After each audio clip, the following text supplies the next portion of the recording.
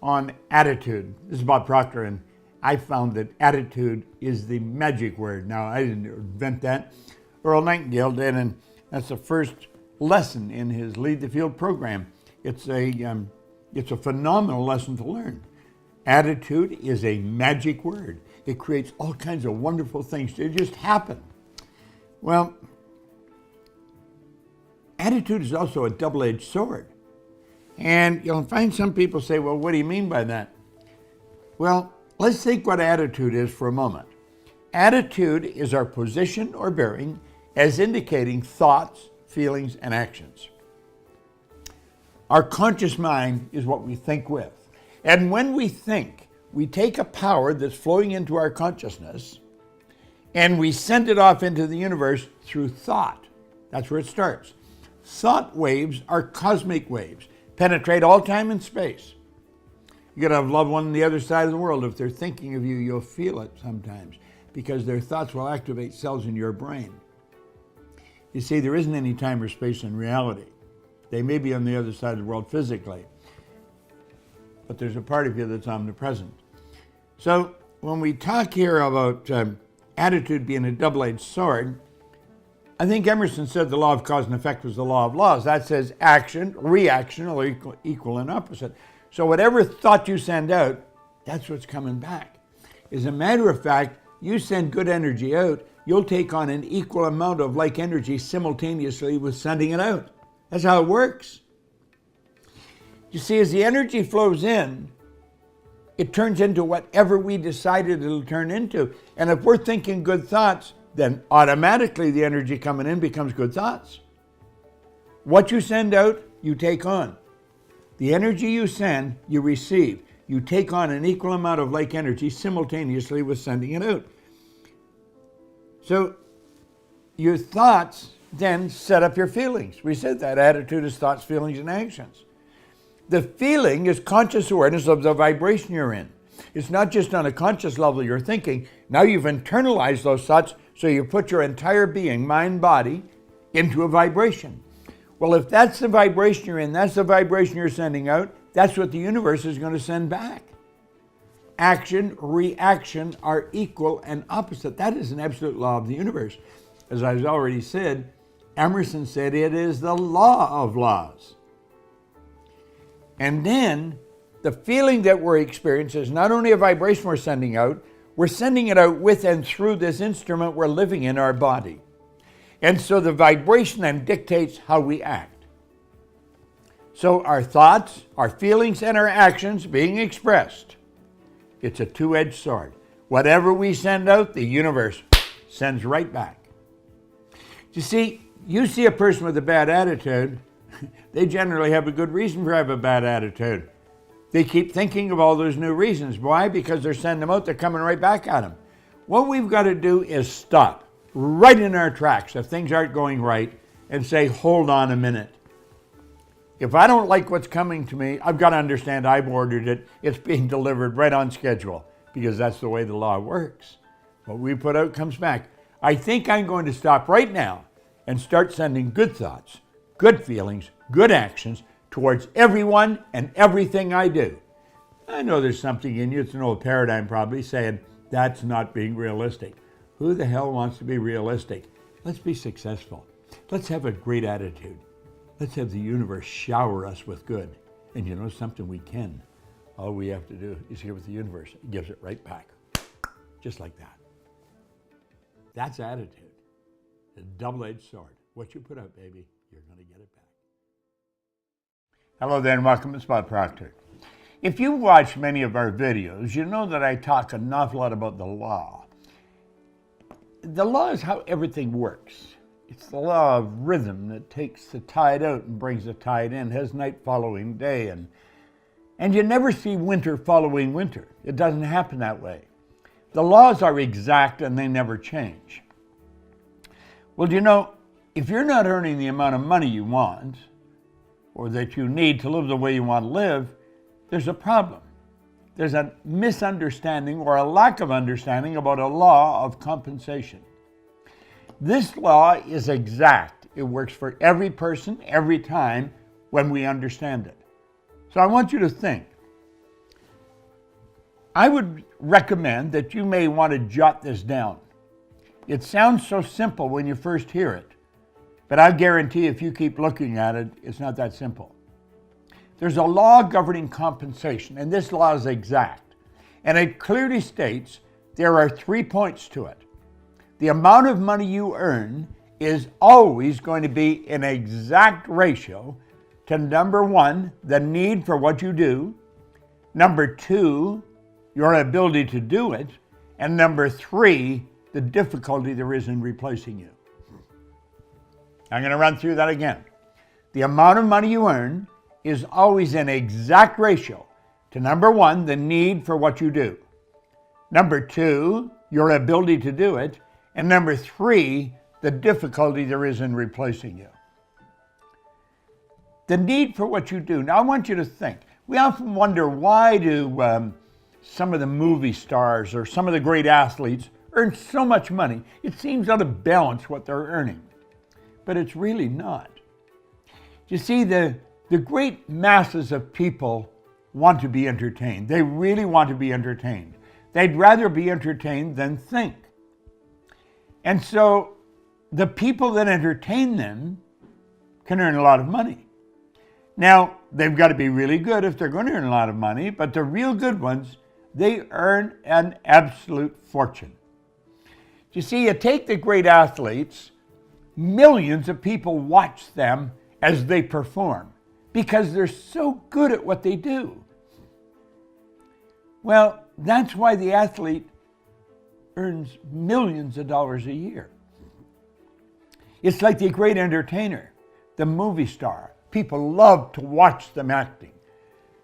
Millions of people watch them. There's millions being entertained, so the actor earns a lot of money. Wherever there's a great need, there's an awful lot of money to be earned. Remember I said, number 1, the need for what you do. Well, there's a tremendous need for what I do. People all over the world want to know, how can they improve? How can they get better? I don't think they really think of it that way. They think, how can I get better results? Well, the only way to get better results is to improve yourself, because they're your results. So if you really want to improve your income, improve what you're doing. Now, a person that's, let's say, with one of those big jackhammers on the road that's just shaking the living daylights out of them, they're breaking through concrete or something. You'd think they'd earn a lot of money. It's such hard work. The truth is they don't earn very much money because there's not a great need for people to do that. Is there a need? Yeah, there is, but not a great need. So think. The need for what you do, that's number 1. If there's not a great need for what you do, I don't care how good you are at it, I don't care how hard you work, you're not going to earn a lot of money. The amount of money you earn is the exact ratio to the number 1, the need for what you do. Now, number 2 is your ability to do it. If there's a great need for what you do and you become very, very good at it, you're going to earn a lot of money. There's a great need for what I do, and I'm very good at it. Now, I'm not very good at anything else. In fact, I'm not much good at anything else at all because I don't want to do anything else. Oh, this is all I want to do, what I'm doing, what I have been doing for over half a century. I love it. Make up your mind you're going to get really good at what you do. Now, I work at improving every day. I study every day. I want to know more about this subject of personal growth. How can we get better at what we do? Because that's the kind of information I'm communicating all the time. So I work at getting better at it every day. And if you want to improve what you're doing, study it. Study it. Watch the great masters and then do what they're doing. Number 1, the need for what you do. Number 2, your ability to do it. Get really good at it. Now, if you get very good at it, the third one's going to be looked after. You're going to be very difficult to replace. Very difficult to replace. Let's reverse the whole thing. Let's suppose there's not a great need for what you do, and you don't even do what you do very well, and you'd be very easy to replace. Well, I mean, you just couldn't earn very much money. But if there's a great need for what you do, and you're very good at it, you're going to be very difficult to replace. Your stock is going to go up. Now, I didn't always know this. I went to work for Earl Nightingale, and he referred to this as the formula for increasing the amount of money you earn. And you know, when he first talked about it, I thought, that sounds like a good thing to know. And so I started to study it. And I never stopped studying it, and I'm absolutely fascinated with just how accurate this is. And the really crazy part about it, not many people understand it. Now that may sound strange, but there are not many people who understand. They do not teach this in school. Most families don't teach it to the kids. So the odds of a person learning it is very slim. Now you may think this is, sort of Pollyanna, or maybe not that important. I'd recommend you really think about what I'm saying. It's helped me earn millions of dollars. I started out with nothing. I started out reading this book. I was earning $4,000 a year. Within a year, I had multiplied what I was earning by over 40 times. Now think, there's no end to what you can earn. There's no end to what you can do. If you really want to multiply your income, pay attention to this law. I will repeat it once more.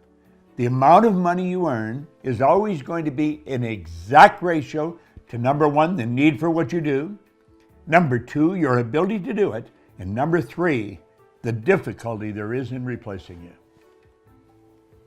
It's a great law. It's one that we want to make certain all our children understand. It's one that we want to adhere to.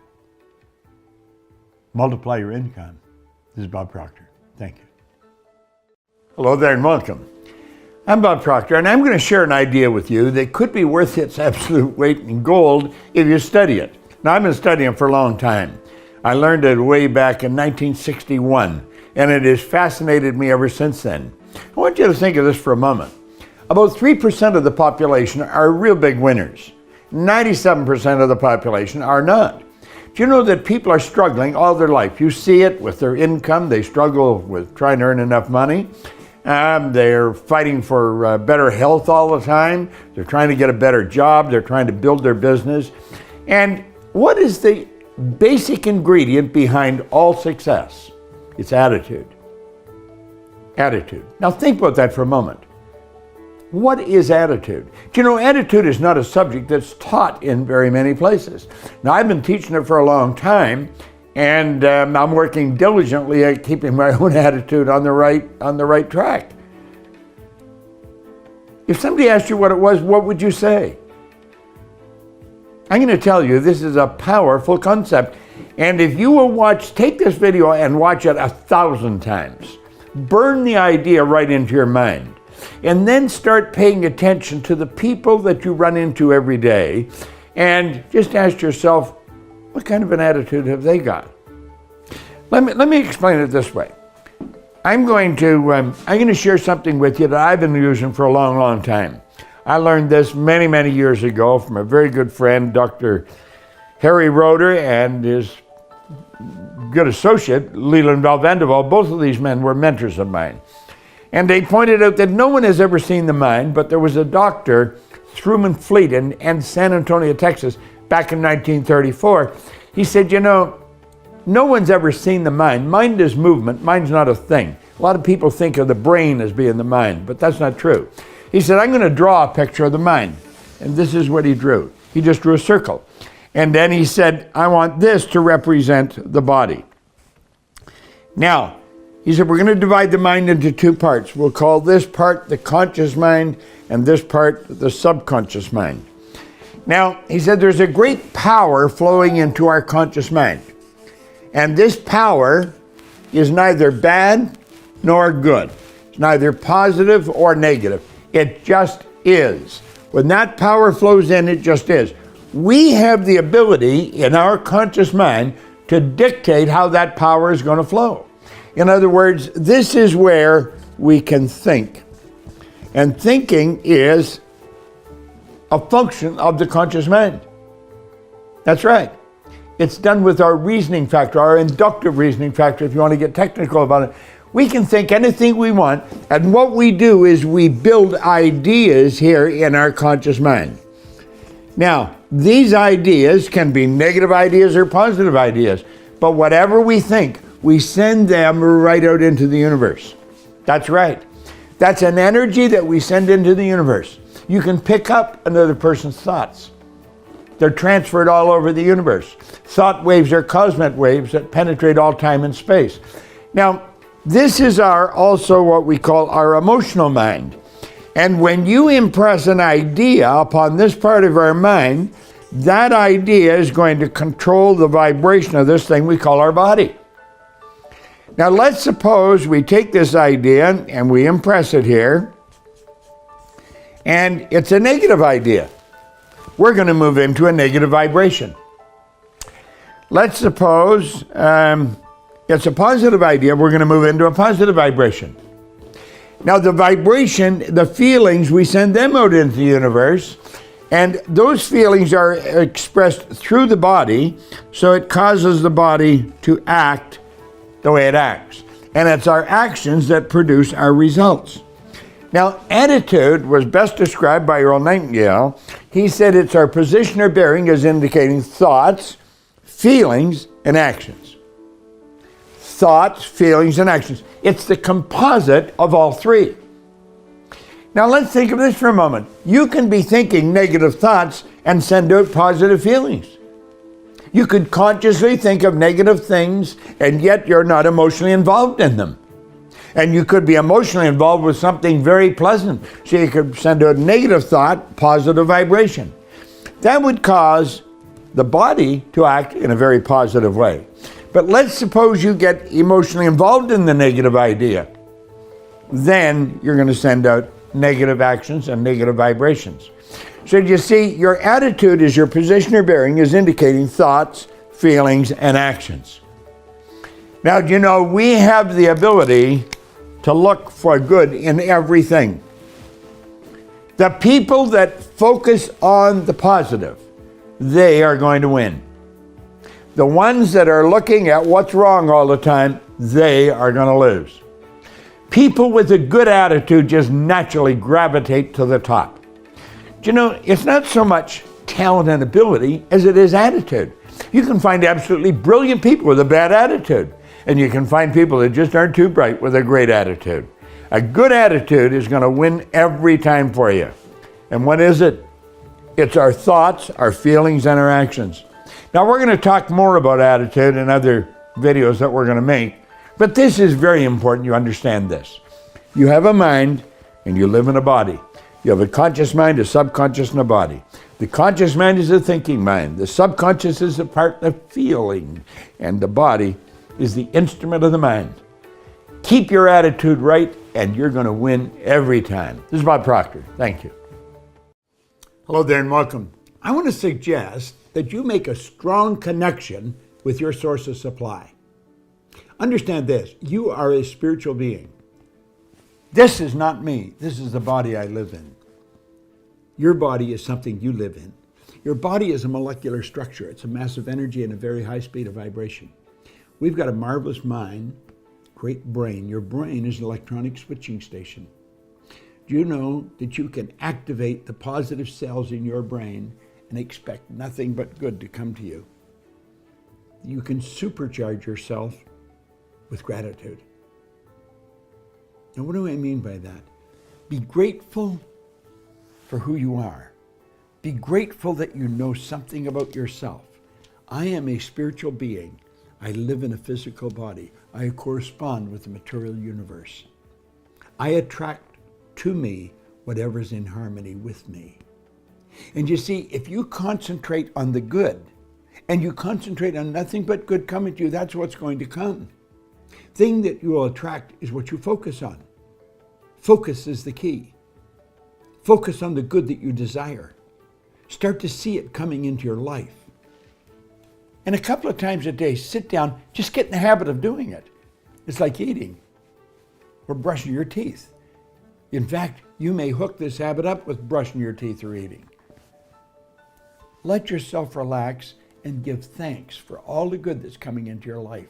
and see all the good that you want coming into your life.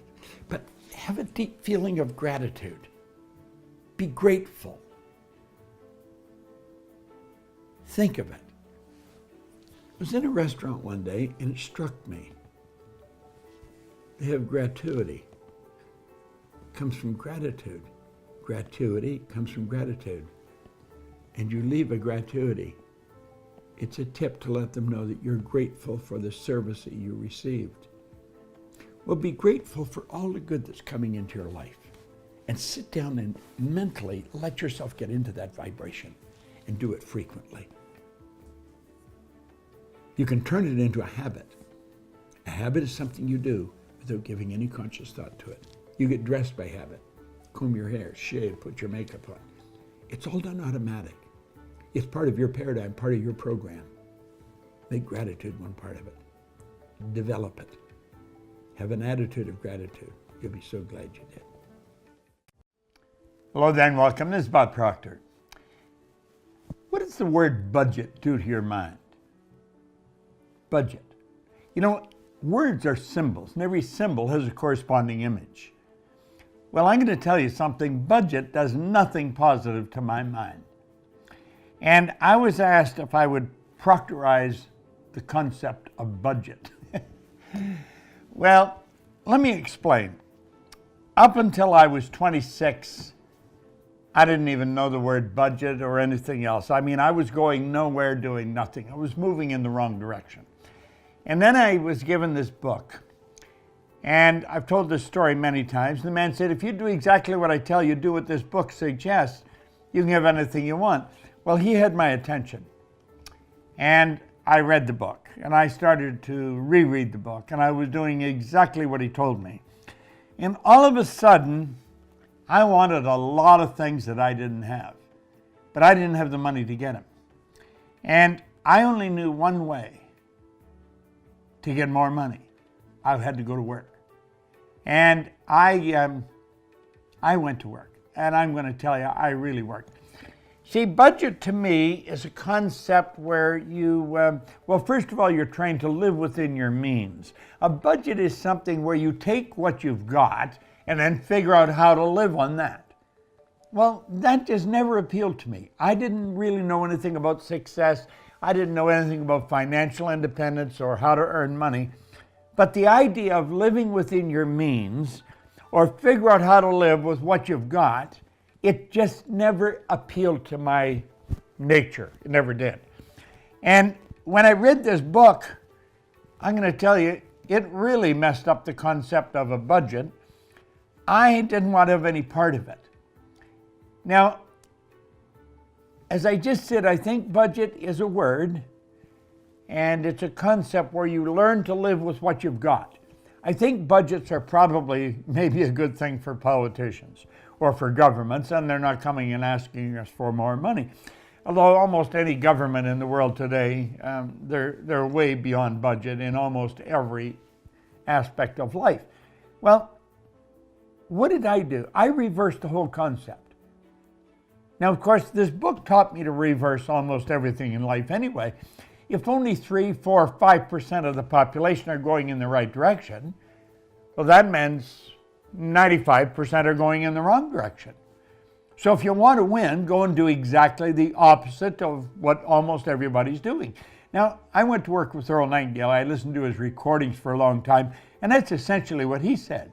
If you want to win, and you don't want to think if you're going to follow other people, he said there's a large group of people going that way, 1 or 2 going that way, follow the 1 or 2, and you'll probably never make another mistake as long as you live. Well, I made up my mind that I did not want to live within my means. I did not want to figure out how to live with what I was earning. I wanted to figure out how to earn enough to live the way I wanted to live. Now, I don't know about you, but that really did appeal to me. And that's really what Napoleon Hill's book, Think and Grow Rich, was teaching me. So I had one part of the puzzle, I think, sort of figured out. Go to work.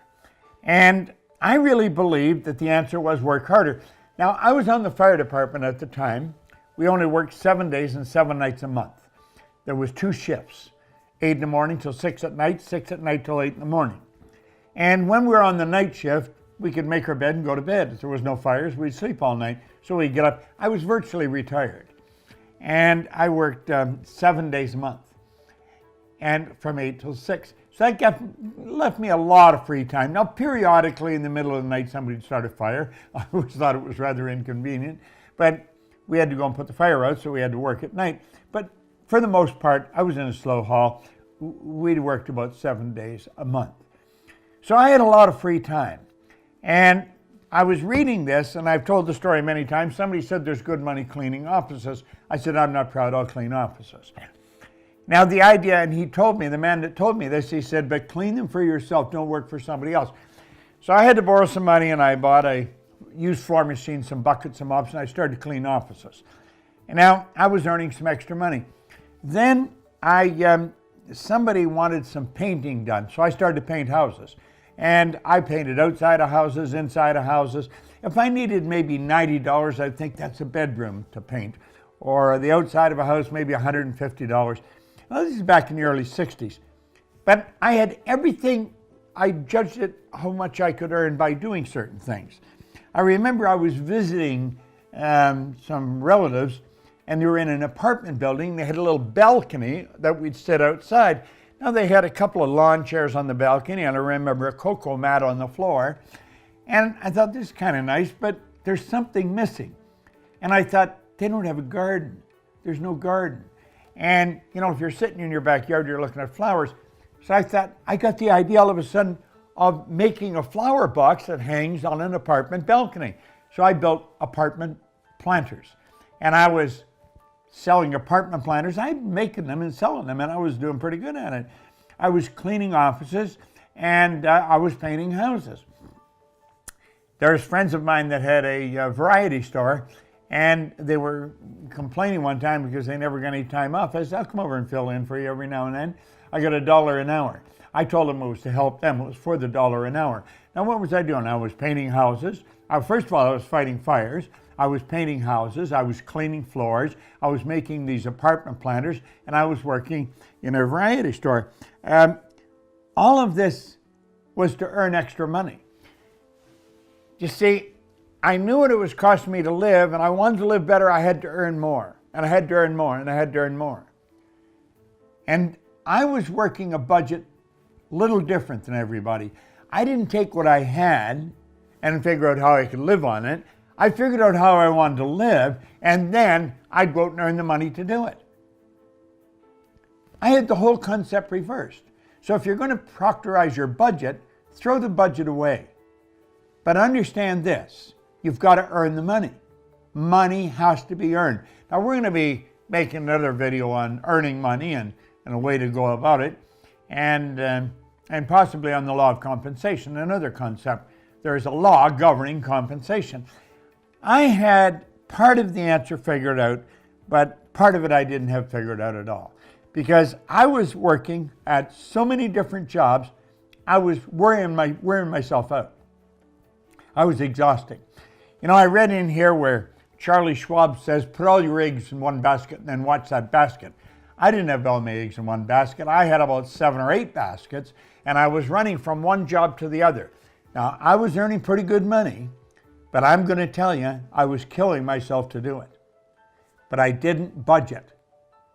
I did not like the idea of a budget. I did not like the idea that I was going to take my pen to figure out how to live on what I was earning.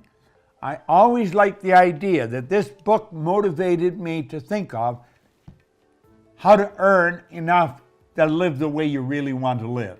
So the Proctor budget is a little different than most people's budget.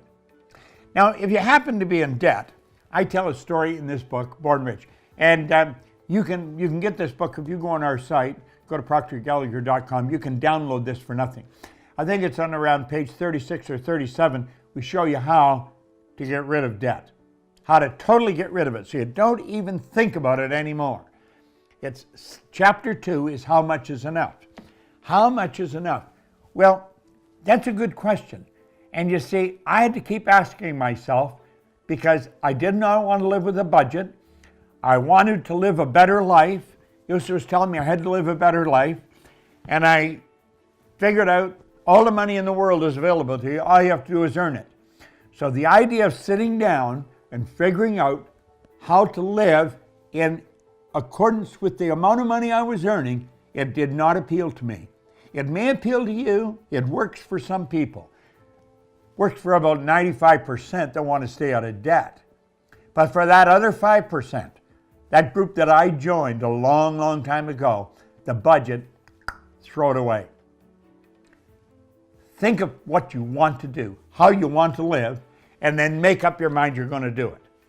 Now, I'm not telling you to follow the track I was on, where I was working at 6, 7, 8 different jobs. You keep listening. We're going to be teaching you how money's earned, how the wealthy do it, and we're going to be talking about the law of compensation. So you stay right here and find another video, and you're going to find it on how to earn money, and then another one, the law of compensation. But as far as the budget goes, get rid of it. I didn't like the idea if you want to win. If you want to live like the majority of people live, that stay within their means, do what they do. That's not proctorizing your budget. Proctorize your budget, burn the damn thing, get rid of it. Figure out how much you need to live the way you want to live, and understand this. All the money in the world's available to you. You know the song, Love is in the Air? Well, I've got another one. Money's in the air. All the money's available to you. All you have to do is earn it. Try it. You'll like it. I love reading this book. Think and Grow Rich. Look at cover's coming off. It's falling apart. Pages are literally falling out of it. And it's probably one of the best books that I've ever picked up. It's the first book I picked up. And it's the one that got me to change the direction of my life. In there he says, the imagination is the most marvelous, miraculous, inconceivably powerful force the world has ever known. Now, the imagination is the mental faculty out of which visions arise. Visions. Pictures that we build in our mind. Most people don't use their imagination constructively.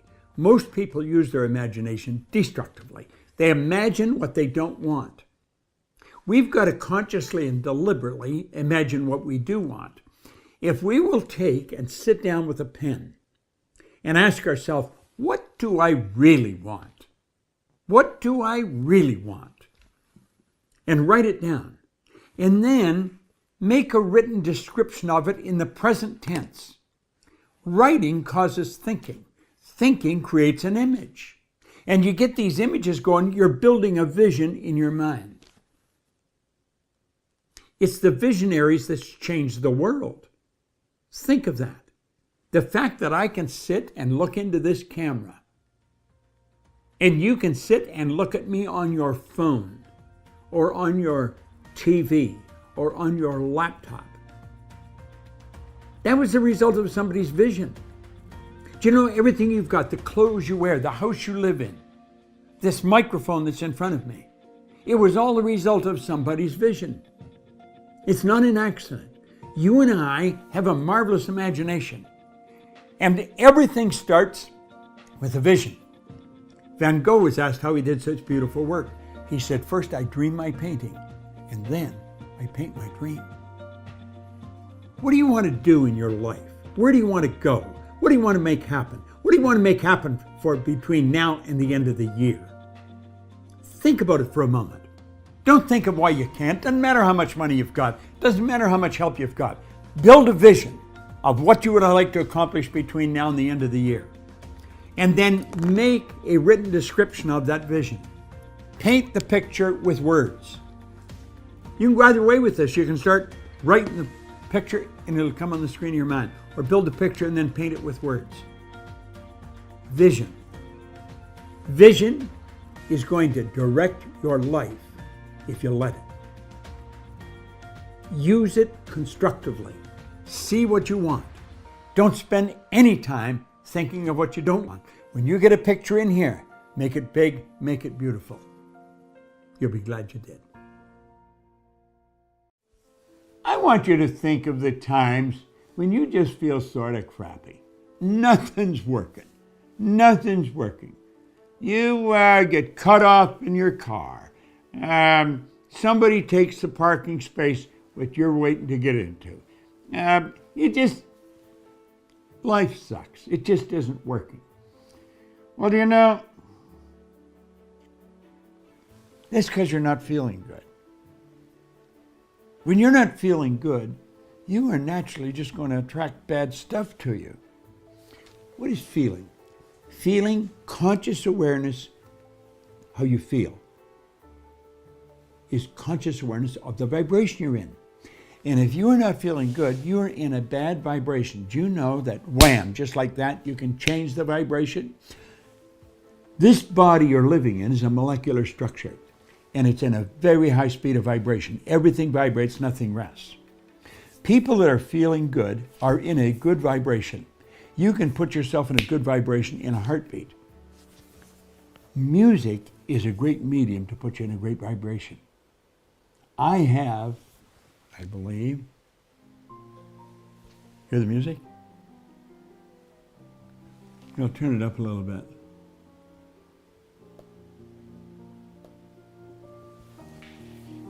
Isn't that nice?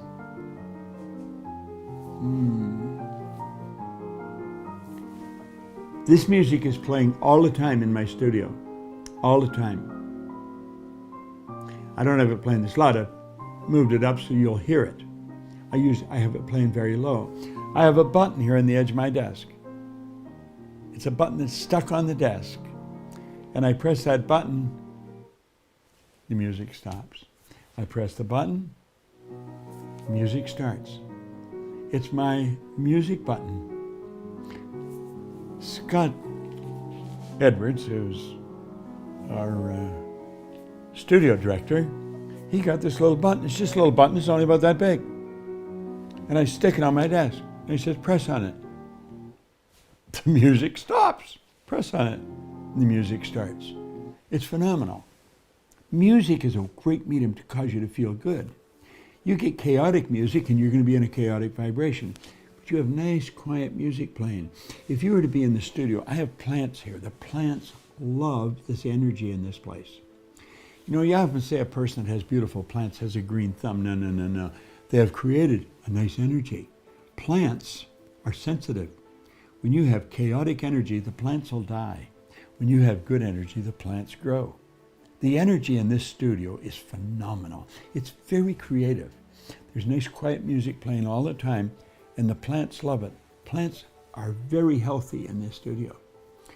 Well, you see, that controls vibration.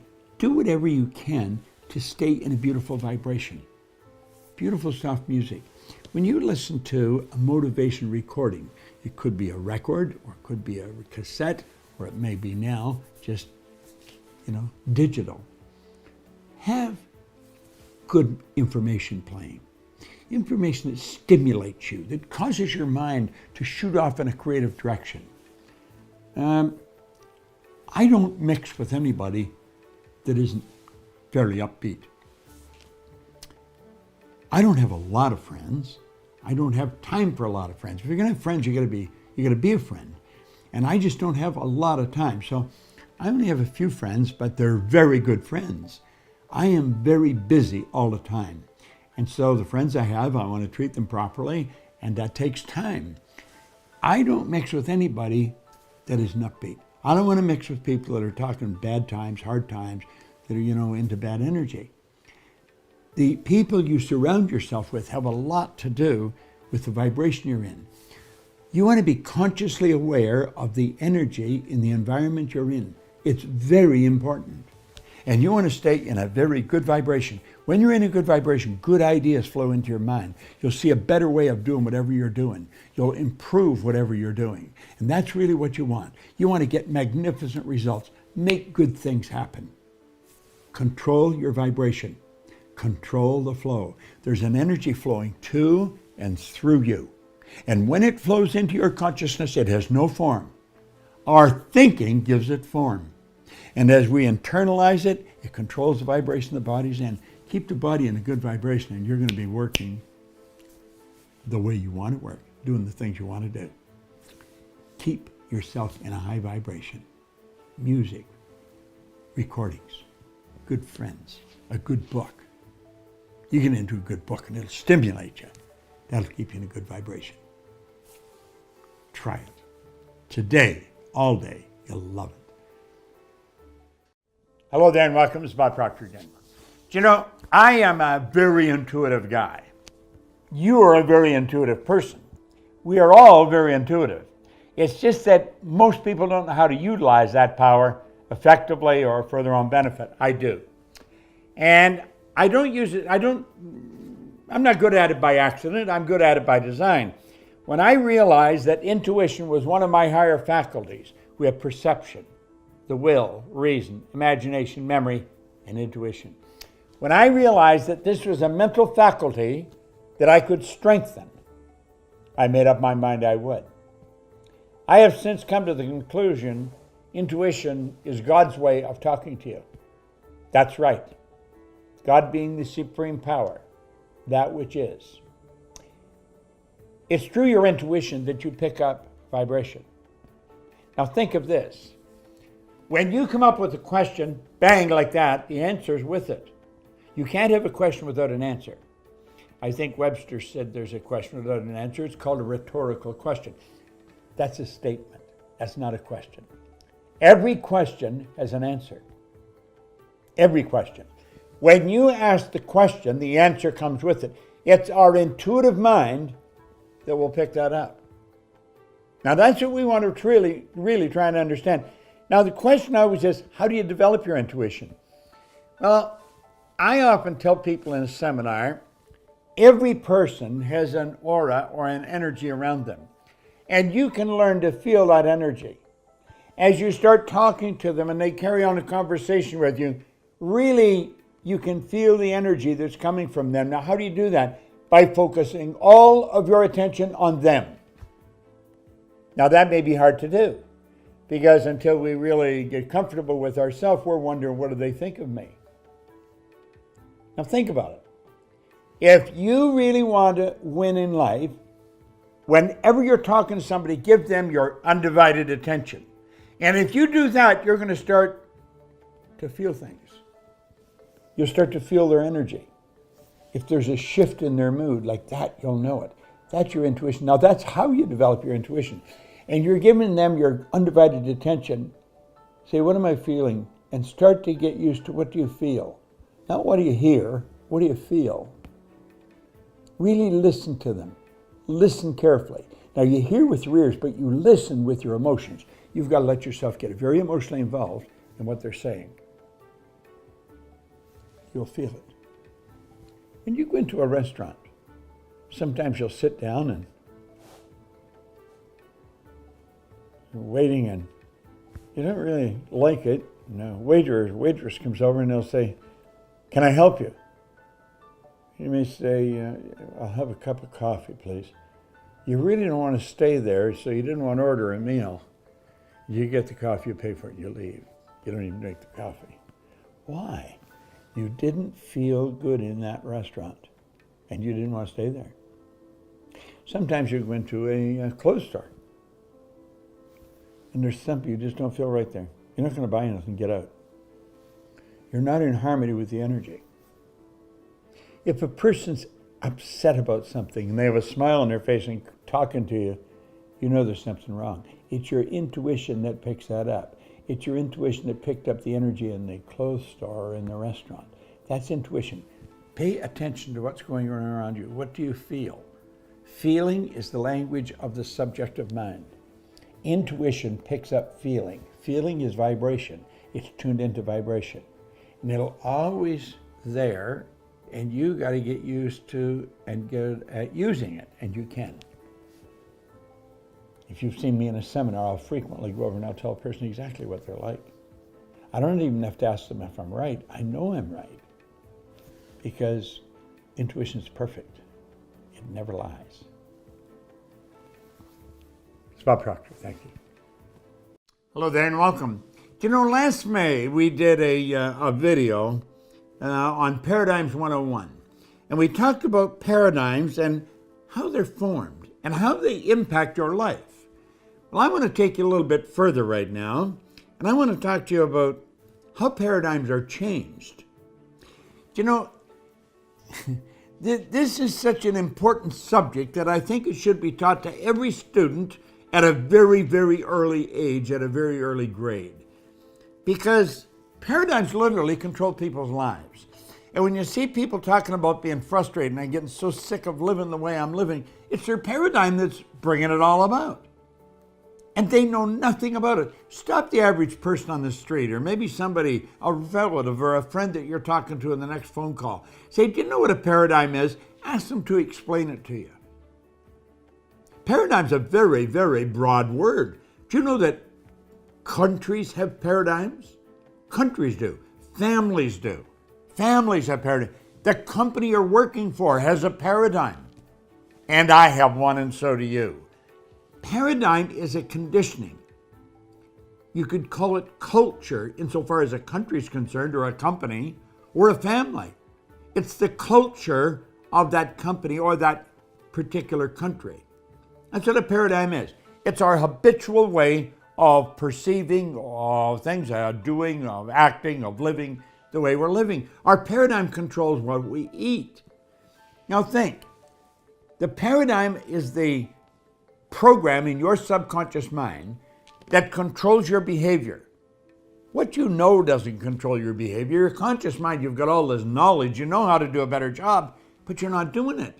We know how to do things. Parents say, why are you doing that? The kid says, I don't know. And their kid doesn't know. And the parent doesn't know, because the parent doesn't understand paradigms. So they say the child knows, but they're not doing it. The parent knows, but the parent's not doing it. The salesperson knows, but the salesperson's not doing it. The student knows, but the student's not doing it. See, the paradigm is the program in the subconscious mind that controls the behavior and produces a result. Now, it's the results we say that we don't like. Let's suppose a result is that you sleep in every morning. You just have a terrible time getting up.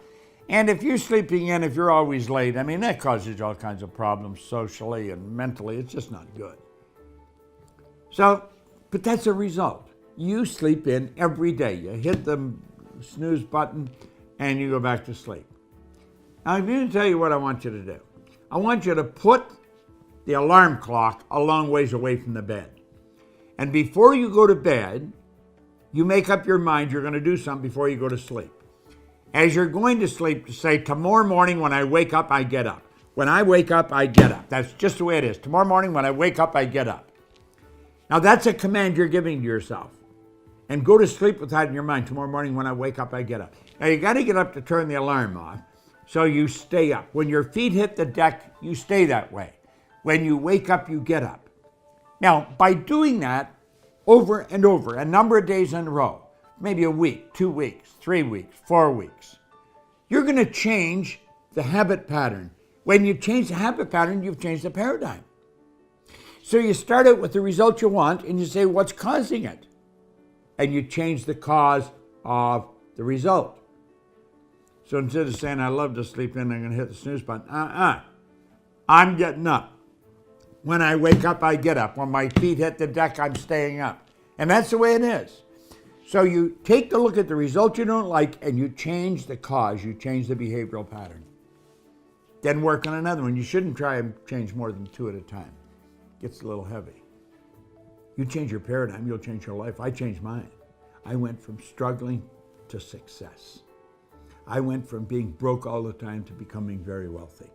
If I can do it, you can do it. If I can do it, anybody can do it. Do it. Hello, Dane. Welcome. Have you ever asked yourself why we think we have to work hard if we're going to win? It takes hard work, years of hard work. It's not good information. In fact, it's a lie.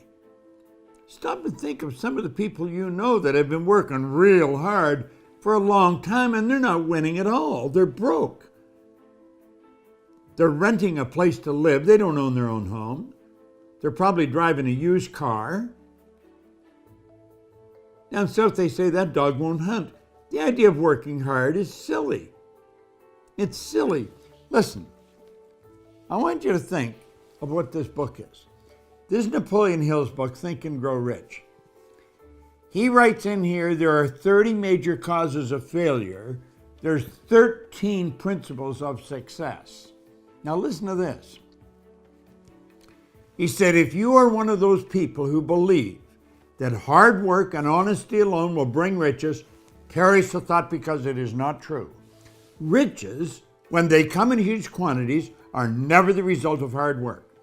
Riches come, if they come at all, in response to definite demands based upon the application of definite principles and not by chance or luck. Riches come, if they come at all, in response to definite demands based upon the application of definite principles and not by chance or luck. In other words, you got to find a demand, you got to find a need and fill it. You got to follow certain success principles if you want to win. All the principles are outlined here. We teach all the principles here at Proctor Gallagher Institute. I have been studying these principles and working with them now for 59 years. As a matter of fact, we've got the principles of prosperity, or the 13 principles. It's a video program. We outline them, you'll see it. It's a powerful program. If you listen to the principles of prosperity every day, all year, I guarantee you, your income would change. You see, look at, see this stuff here? You know,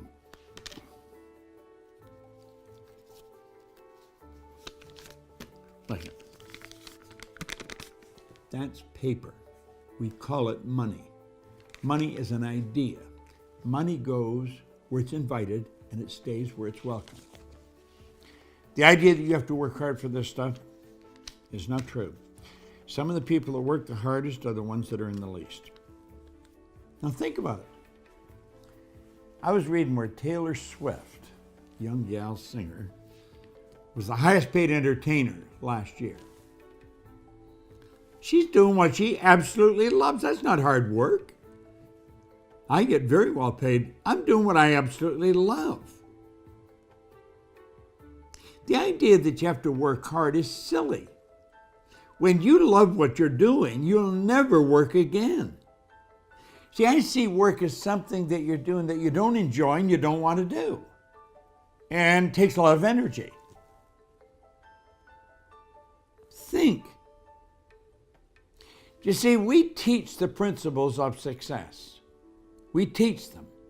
All of our programs are based on the principles of success.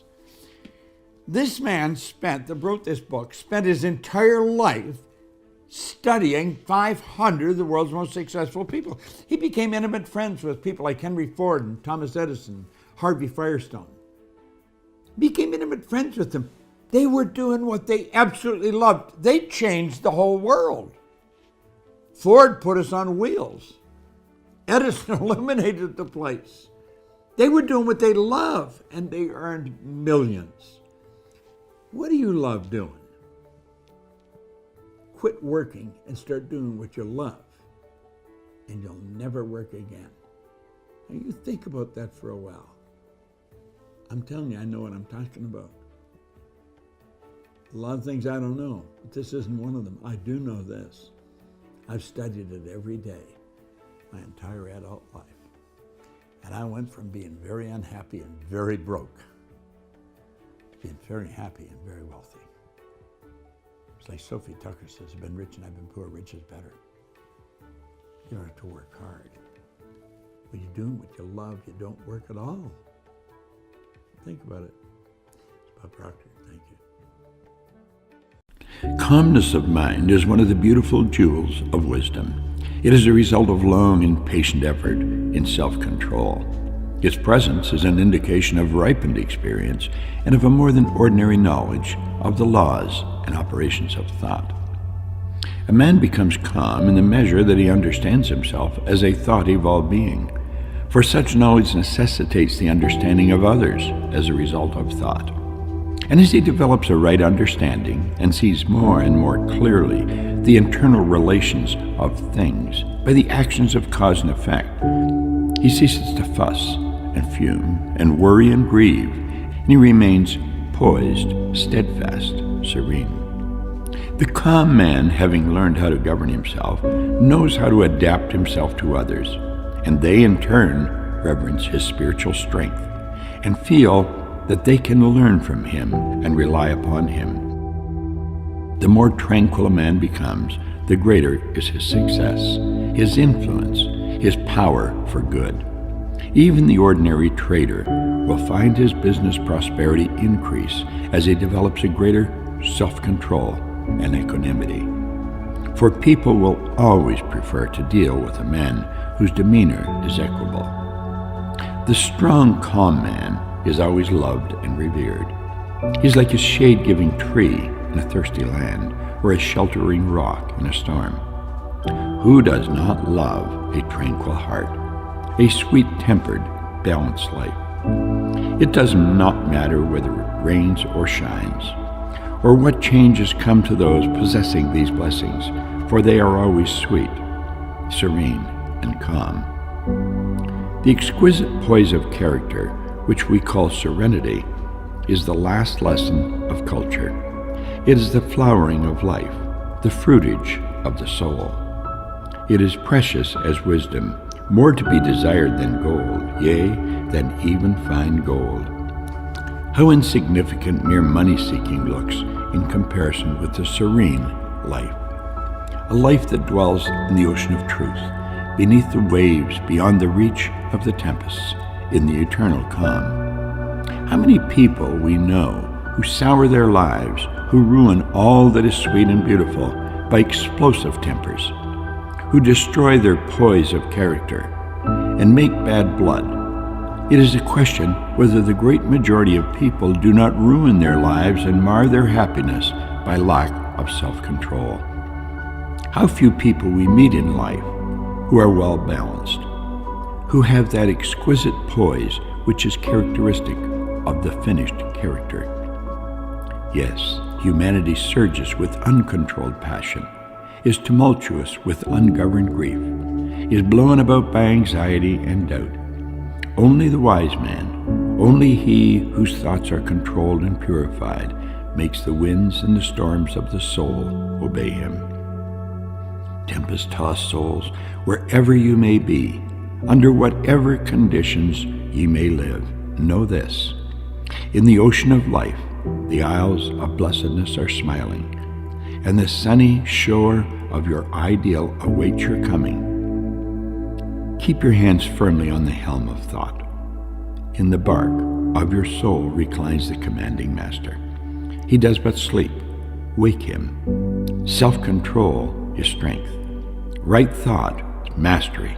Calmness is power. Say to your heart, peace, be still.